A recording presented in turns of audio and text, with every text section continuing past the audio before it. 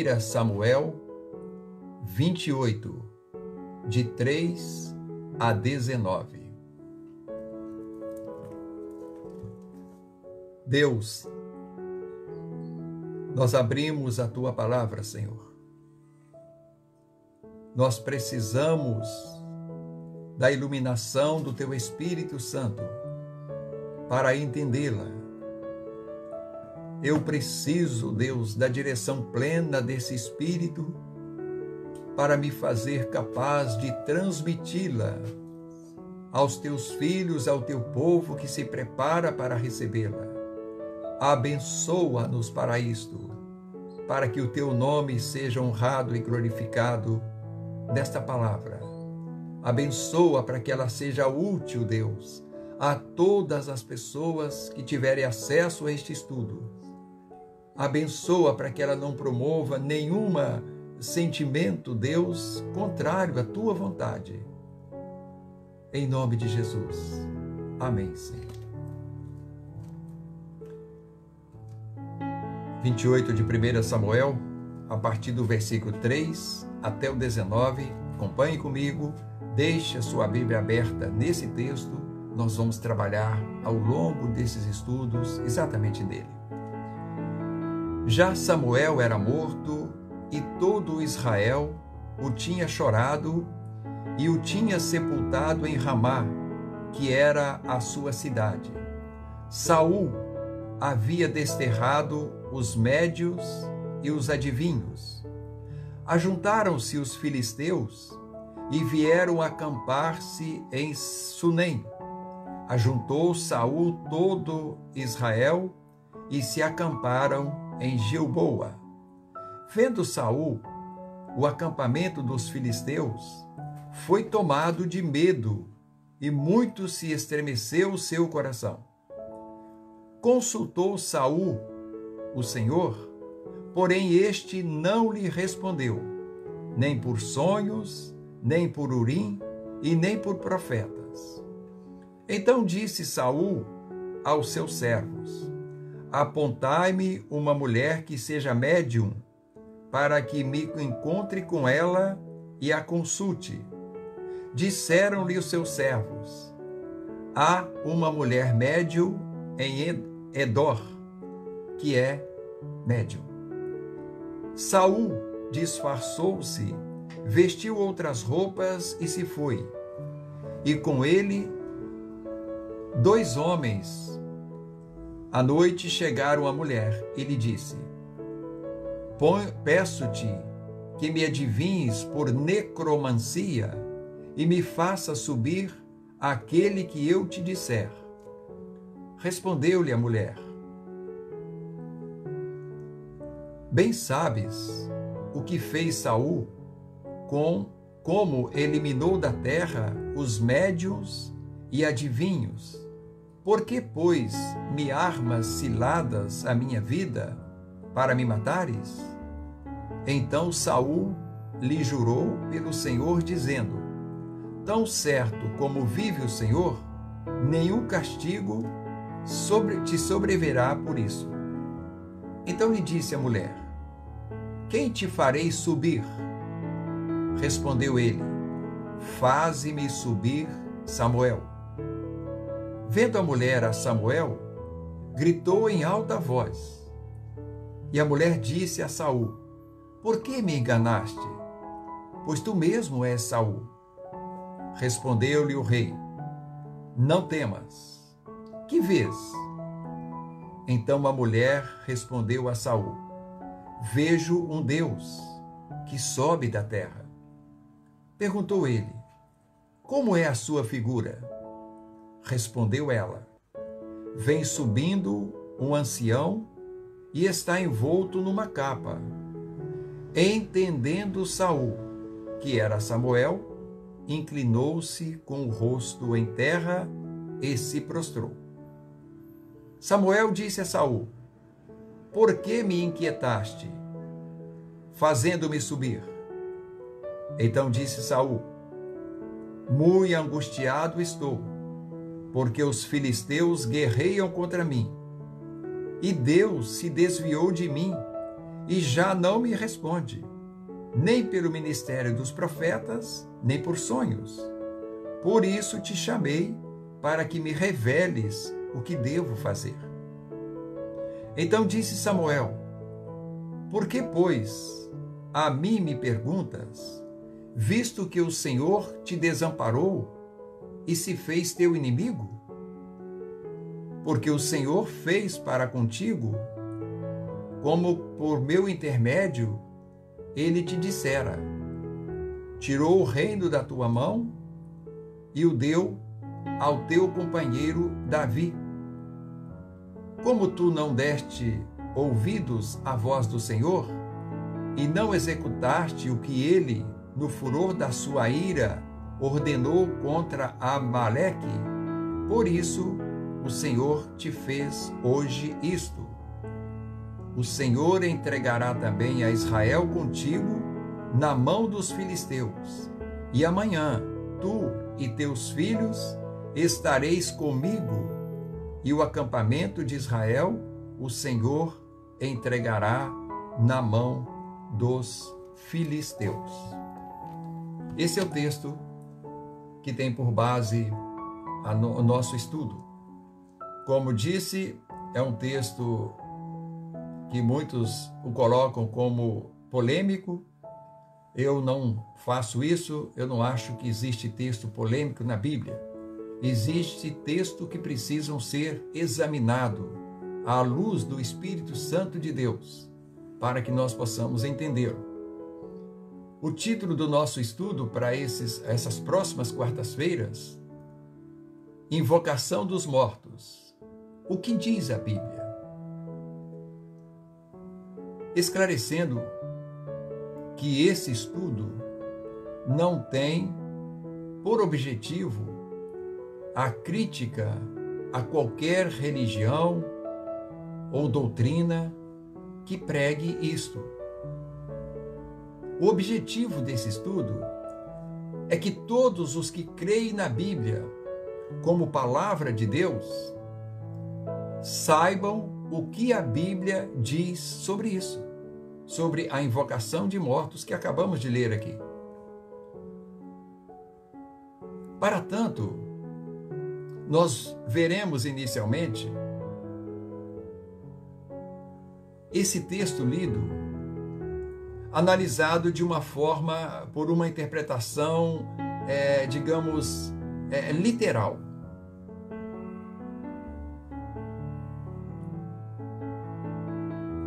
E depois, posteriormente, nós veremos os seus contextos e esse mesmo texto numa interpretação espiritual. Por quê? Nós sabemos, irmãos, que a Bíblia ela é composta de 66 livros.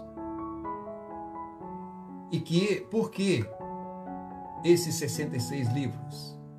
Porque os livros fundamentam outros livros com uma verdade só.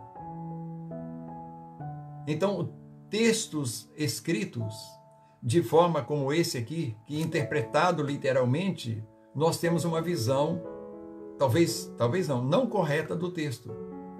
Mas quando ele é respaldado por outros textos, nós vamos ver então uma interpretação real, verdadeira. Então, não se pode criar uma doutrina em cima de um texto isolado da Bíblia, porque nós estaríamos cometendo possivelmente equívocos sobre isso. É necessário então confirmá-los, ratificá-los através dos seus contextos e através de outros livros da Bíblia. Então é o que nós vamos fazer exatamente ao longo desse estudo. A Bíblia, ela não se contradiz. Por quê? Para que nós tenhamos a certeza de que ela é a verdade suprema de Deus. Ela é inerrante nas suas bases doutrinárias. ela é a única verdade absoluta que existe, a palavra de Deus. Ela diz que Deus é um Deus que não pode mentir, que não erra, que não pode errar. Então eu quero propor, inicialmente aqui, que nós façamos ou simulemos uma interpretação literal do texto. Me permitam, o que é uma interpretação literal? É exatamente aquilo que está escrito, nós entendemos daquela forma. Por exemplo, se nós entendermos lá, vou exemplificar Jesus explicando ele como o pão da vida, o pão que desceu do céu, o pão que quem dele se alimenta dá vida. Ele diz que quem de mim não se alimenta não pode viver eternamente. Quem não comer da minha carne e tomar do meu sangue não pode conhecer a graça de Deus. Se nós interpretarmos literalmente, nós vamos então ser carnívoros, vampiros. Então isso é uma interpretação literal, que respaldada por outros textos nos faz entender que Jesus estava dizendo que ele é o alimento completo, pleno, suficiente, que veio do céu para dar ao homem a verdadeira vida. Faz sentido, amém, irmãos? Queria ajudá-los a entender o que é uma interpretação literal de um texto bíblico. Nós estamos aqui então diante do texto que nós lemos e vamos fazer essa interpretação. Queria destacar primeiramente aqui os três personagens principais. O rei Saul, rei de Israel nesse tempo, o profeta Samuel, já recolhido por Deus, já sepultado, e uma mulher que tinha o chamado a mediunidade, ou seja, uma pessoa que consulta, que invoca os mortos para falarem. Esses três personagens vai marcar o estudo que nós iniciamos hoje.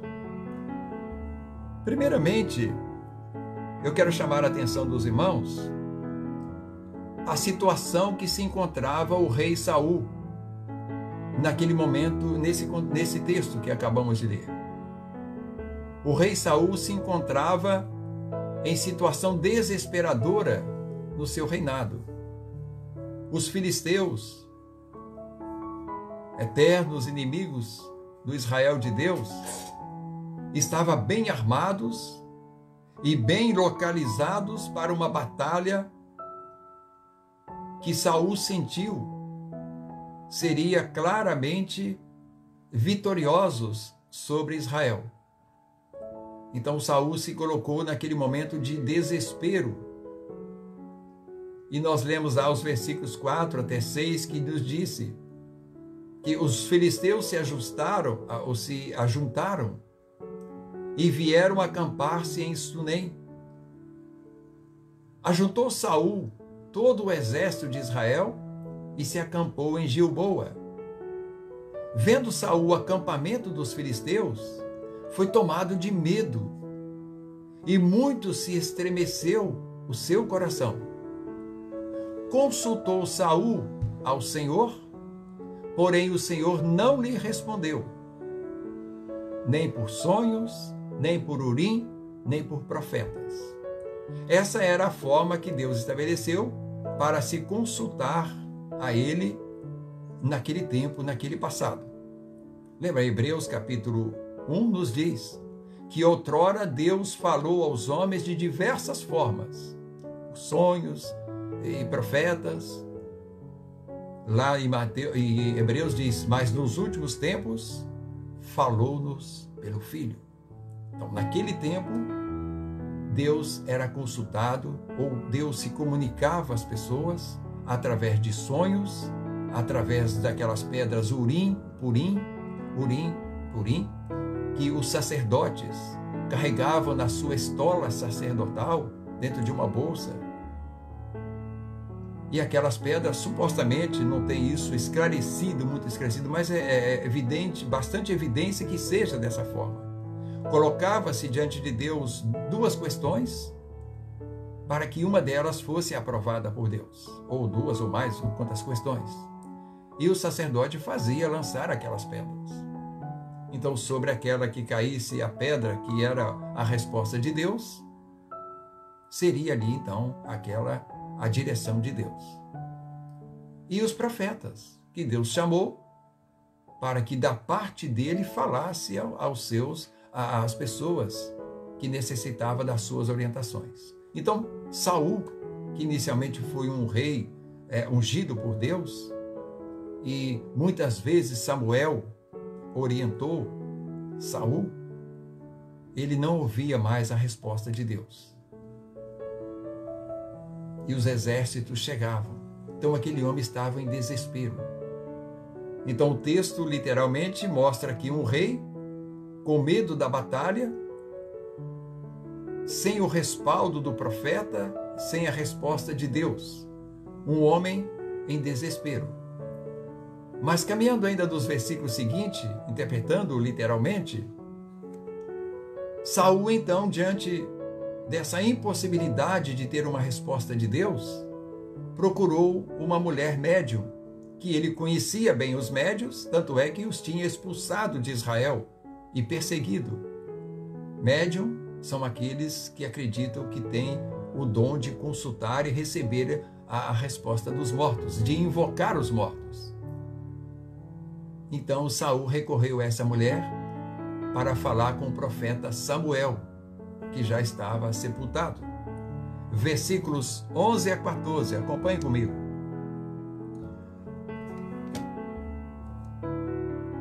Então disse Saul aos seus servos: apontai-me uma mulher que seja médium, para que me encontre com ela e a consulte. Disseram-lhe seus servos: há uma mulher em Endor, que é médium. Então lhe disse a mulher: quem te farei subir? Respondeu ele: faze-me subir Samuel. Vendo a mulher a Samuel, gritou em alta voz. E a mulher disse a Saul: por que me enganaste? Porque tu mesmo és Saul. Respondeu-lhe o rei: não temas. O que você vê? Então a mulher respondeu a Saul: vejo um Deus que sobe da terra. Literalmente, Saul pediu à mulher que fizesse subir Samuel, o espírito de Samuel, para que ele pudesse consultá-lo naquele momento de dificuldade do seu reinado. E literalmente entendendo, ocorreu isso. Aquela mulher fez as suas invocações e subiu algo da terra. Ela inicialmente chamou como um deus, que na verdade era um ancião, trajado como ancião, na figura do profeta Samuel. E então Saul começou a falar com Samuel. E eu passo o seguinte, vamos ver, continuar interpretando literalmente. Olhando para o diálogo agora entre Samuel e Saul, versículos 15 a 19. Acompanhe lá na sua Bíblia. Samuel disse a Saul: por que me inquietaste, fazendo-me subir? Então disse Saul: muito angustiado estou, porque os filisteus guerreiam contra mim, e Deus se desviou de mim e já não me responde, nem pelo ministério dos profetas, nem por sonhos. Por isso te chamei, para que me reveles o que devo fazer. Então disse Samuel: por que, pois, a mim me perguntas, visto que o Senhor te desamparou e se fez teu inimigo? Porque o Senhor fez para contigo como, por meu intermédio, ele te dissera: tirou o reino da tua mão e o deu ao teu companheiro Davi. Como tu não destes ouvidos à voz do Senhor, e não executaste o que ele, no furor da sua ira, ordenou contra Amaleque, por isso o Senhor te fez hoje isto. O Senhor entregará também a Israel contigo nas mãos dos filisteus. E amanhã, tu e teus filhos estareis comigo, e o acampamento de Israel o Senhor entregará nas mãos dos filisteus. Criou-se o palco, os personagens se fizeram presentes e houve o diálogo entre um morto que subiu, foi invocado, e o homem que estava ali recebendo a orientação daquele morto que foi invocado e que subiu para falar. Essa é a interpretação literal desse texto. Meus irmãos, observem, se vendo esse texto nessa forma de interpretação literal, pode-se perfeitamente crer que a Bíblia dá respaldo para a invocação de mortos. E agora? O texto não é tão complexo. A sua linguagem é bastante fácil de se perceber. Então, se nós pararmos por aqui, nós vamos ter sérias dúvidas quanto à possibilidade real de que os mortos poderão ser invocados por terem o respaldo bíblico. E creia os irmãos que é uma doutrina, uma das doutrinas que mais crescem no mundo, principalmente no Brasil. É a doutrina que tem como base fundamental a invocação dos mortos. Por quê, meus irmãos? Aquela situação que Saul estava vivendo, uma situação de desespero, sem norte, de uma profunda angústia, é uma situação que toma posse de milhares e milhares de pessoas diariamente.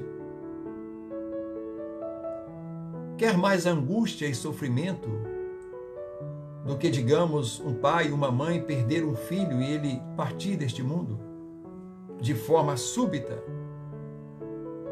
de forma inesperada? A dor e a saudade de uma mãe, de um pai, de um filho, ou um esposo, uma esposa, um ente querido muito próximo. Isso é uma situação de profunda angústia, semelhante à que teve Saul, que ao invés de buscar o Deus, que é o Deus de todas as consolações, ou seja, ele tentou, mas Deus não mais o respondia, porque ele estava em litígio com Deus, ele buscou alguém que podia invocar os mortos para dialogar com ele. Isso tem sido muito usado no mundo por pessoas que se encontram nessa realidade. Porque há doutrinas que se baseiam nesse texto, param aqui, isoladamente aqui, e constrói uma religião, uma doutrina. E lá, milhares de pessoas os buscam para ouvir os seus mortos. E lá eles são invocados. E lá aparecem essas figuras que nós vamos ter. Como disse, nenhum sentido crítico, mas a realidade do que ocorre. Uma interpretação literal do texto dá base perfeitamente para crer nessa doutrina. Eu quero destacar uma primeira nota. Essa primeira nota a destacar sobre isso é que a Bíblia, ela foi escrita por homens para ser uma linguagem humana. Mas estes homens foram dotados pelo poder de Deus pelo Espírito Santo de Deus para escrever em linguagem humana o que Deus determinou que fosse escrito. A Bíblia é a revelação de Deus. E para que os homens pudessem entendê-la, lendo-a, Deus determinou que o próprio homem a escrevesse, mas de forma, não pelo seu intelecto, pela sua própria inteligência, mas inspirados pelo Espírito Santo de Deus. Inspirados quer dizer, é o sopro de Deus, como se Deus estivesse soprando nos seus ouvidos. Não, como não? Exatamente isso. Escreve, como o Apocalipse narra literalmente dessa forma. Escreve essas coisas, João. Então a Bíblia, ela é escrita por homens numa linguagem humana, mas ela é escrita de uma forma espiritual. E, portanto, o seu discernimento, o seu entendimento precisa ser a nível do Espírito Santo de Deus. É o que nós determinamos como a iluminação do Espírito Santo de Deus para o nosso entendimento da palavra de Deus. Não há faculdade capaz de fazer com que o homem não entenda a Bíblia somente de uma forma literal. Para que ele a entenda de forma espiritual, ele precisa recorrer ao Espírito Santo de Deus. Então é isso que nós vamos, a partir desse instante, estarmos trabalhando aqui sob a iluminação do Espírito Santo de Deus. Porque a Bíblia só se discerne corretamente como voz e palavra de Deus sobre a interpretação do Espírito Santo de Deus. Separei 2 textos para nós estarmos embasando isso. 2 de Pedro, não precisa abrir o seu texto, eu vou ler aqui. No seu capítulo 1, versículos 20 a 21, nos diz sobre isso. Sabendo, primeiramente, isto, que nenhuma profecia da Escritura provém de particular elucidação, porque nunca jamais qualquer profecia foi dada por vontade humana. Entretanto, homens santos falaram da parte de Deus, movidos pelo Espírito Santo de Deus. Elucidar quer dizer revelar, fazer entender, explicar. Então, nenhuma escritura é de particular elucidação, entendimento, revelação, explicação. Ela tem uma única elucidação, que é a do Espírito Santo de Deus. Por isso, nós não podemos pegar um texto literalmente interpretado e fazer um corpo doutrinário sobre ele. Amém, irmãos? Faz sentido? Tá tudo bem? E completa, eu ainda separei 1 Coríntios 2,14. 1 Coríntios 2,14 diz: Ora, o homem natural não aceita as coisas do Espírito de Deus, porque lhes são loucura, e não pode entendê-las, porque elas se discernem espiritualmente. O que é o homem natural que a Bíblia trata aqui? É o homem no seu intelecto natural, na sua natureza, na sua inteligência humana. Então, quando nós somos pautados na nossa natureza intelectual, nossa mesmo, nós não aceitamos as coisas do Espírito Santo de Deus. Nós vamos teimar, não, esse texto aqui diz que os mortos voltam e vão falar com as pessoas, porque está escrito dessa forma. Eles não entendem espiritualmente Deus. Para eles, de outra forma aqui, é uma loucura, é uma apelação. E não pode entendê-las. Por quê?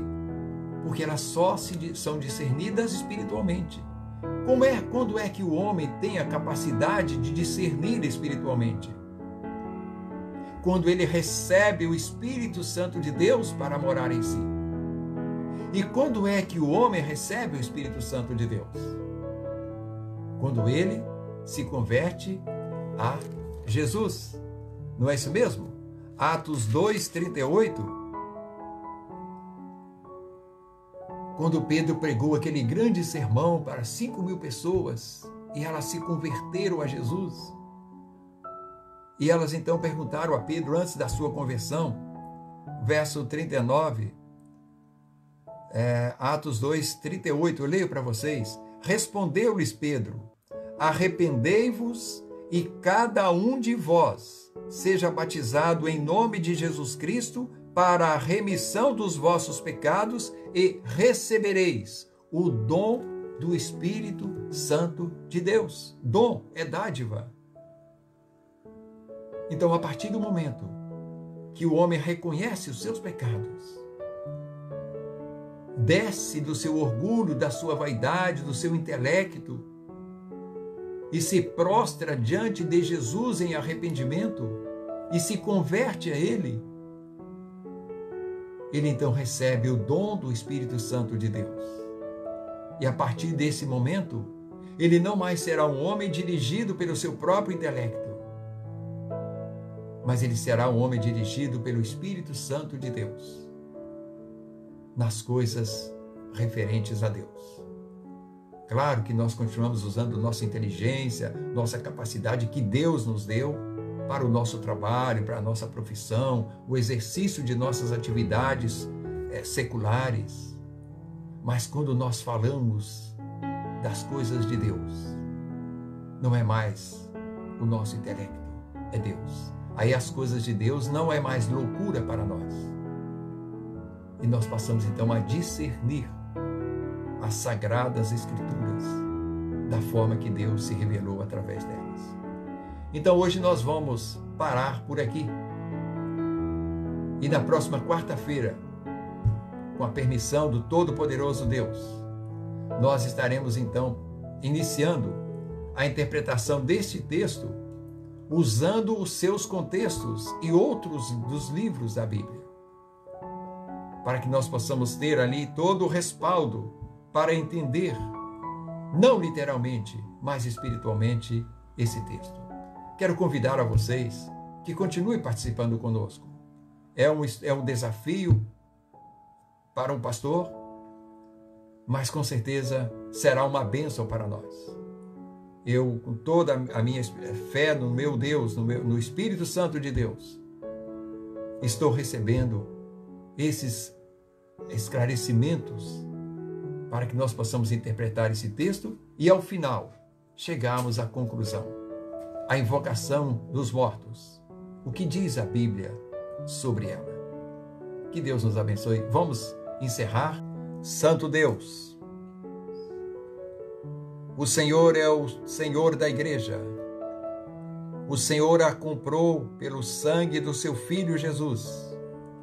E nós aqui hoje, como corpo vivo de Cristo Jesus, somos a igreja militante. E nós pedimos ao Senhor, por todos os membros das igrejas de Jesus, por todas as pessoas que estão chegando às igrejas, os que as estão conhecendo, por aqueles que estejam, Deus, em dificuldades espirituais, se afastando do Senhor, da sua igreja, se apostatando da fé. Nós oramos te pedindo, ó Deus Todo-Poderoso, que nos abençoe com as transformações necessárias de todo o nosso ser, para nos constituir, ó Deus, uma igreja que honre o nome do Senhor, que viva em temor, obediência, fidelidade, consagração de vidas.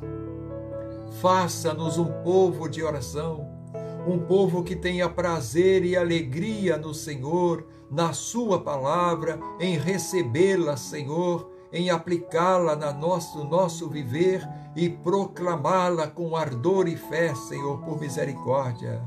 Livra-nos, Deus, dos desvios doutrinários e nos dê sempre, Deus, o discernimento, a capacidade de examinar as Escrituras, porque elas traz-nos, Deus, o maior conhecimento do Senhor e de Cristo Jesus, o nosso Salvador, no nome de quem oramos.